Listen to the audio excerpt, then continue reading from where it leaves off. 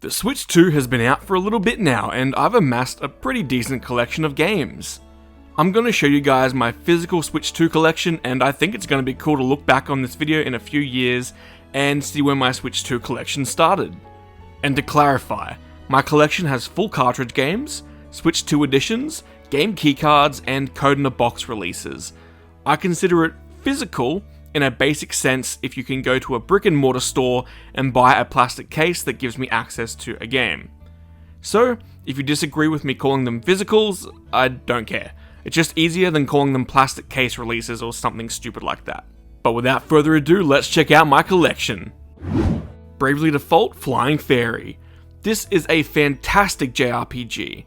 This is a remaster of a 3DS game that I always heard was great, but I never got around to playing before getting the Switch 2.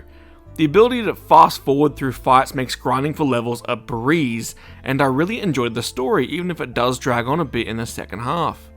Chronos: The New Dawn. I haven't gotten around to playing this one just yet, but I'm glad that Bloober Team wants to support the Switch 2. Here's hoping the Silent Hill 2 remake gets a Switch 2 port as well. Cyberpunk 2077. I played this game for the first time years ago on launch on PC, and it was in a sorry state. A few years later, I played through the game and the DLC when the DLC launched, and it was amazing. I knew that when Cyberpunk was announced for Switch 2 as a technical showcase, I needed to play it, and I've been enjoying taking my time giving this game a full replay. Donkey Kong Bonanza. This is my game of the year right here. Amazing music, fun gameplay, and it gets pretty difficult in the later parts of the game. This is a must-have game in any Switch 2 collection, and it'll have you saying, "Ooh, banana," for weeks after you finish playing it. Hyrule Warriors: Age of Imprisonment. I had a great time with this third installment in the Hyrule Warriors series. Unlike the previous game in the series, Age of Imprisonment runs at a rock-solid 60 FPS, no matter how much is happening on screen. I was only intending to play through the story, which would have taken me about 9 hours, but I ended up sinking about 25 hours into this game in about a week and a half. Kirby Air Riders. This is a fantastic racer that is closer to being a mix between Mario Kart and Super Smash Bros. Than just being another kart racer. I've had a lot of fun with Kirby Air Riders, and I think it's a great exclusive for the Switch 2. Kirby and the Forgotten Land. I never got to play this on Switch 1, so I jumped at the chance to play this on Switch 2, and I loved it. I hope the next Kirby game is more of this. Kunitsugami: Path of the Goddess. I got this not long after getting my Switch 2, and regrettably have not had the chance to play it just yet. Mario Kart World. I like Mario Kart, and I really do enjoy it, but I have so many other games to play, and Mario Kart isn't really a game I sit down to play by myself after work. I had some fun sessions playing it with my wife, but we both prefer Mario Kart 8 Deluxe on the Switch 1.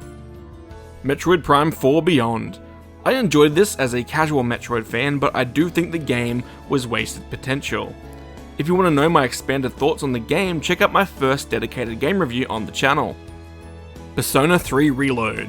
I've been spending a ton of time on this game most recently, and I've been having a ball, especially after the docked 60 FPS patch dropped. This is my first proper playthrough of a Persona game, and I'm definitely keen to play Persona 4 and 5 after this. Pokemon Legends ZA.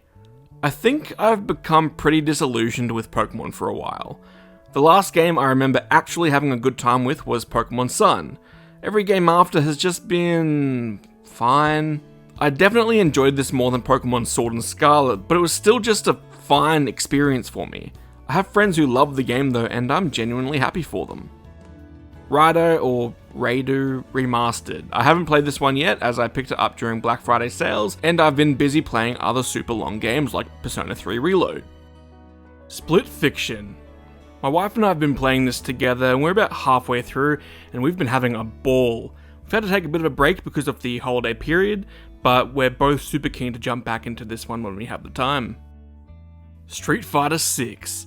This was my first Street Fighter game since playing Street Fighter 2 in the arcades when I was a kid, and I gotta say, I had a really good time. Super Mario Party Jamboree. I haven't played this just yet, as I also bought it during Black Friday sales, and I've had so much other stuff to play. Tony Hawk's Pro Skater 3 and 4. Tony Hawk's Pro Skater 3 is one of my favourite games of all time, and I loved this remake. I am sad that the soundtrack was nerfed to hell, but overall, it's been great to revisit the Pro Skater 3 maps I grew up with. Bit sad the Pro Skater 4 story mode was cut though. Yakuza 0. I haven't played this one yet, but I'm gonna buy every Yakuza game when they come out on Switch 2, so that when I have the time to start, I can do a full binge of the series if I fall in love with them. I've always wanted to play them. Yakuza Kiwami.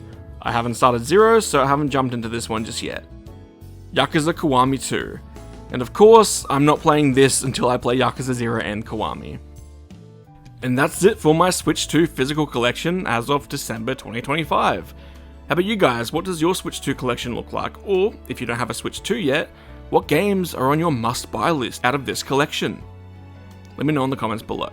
I hope you guys have a great week ahead, and I'll catch you in the next video. See ya!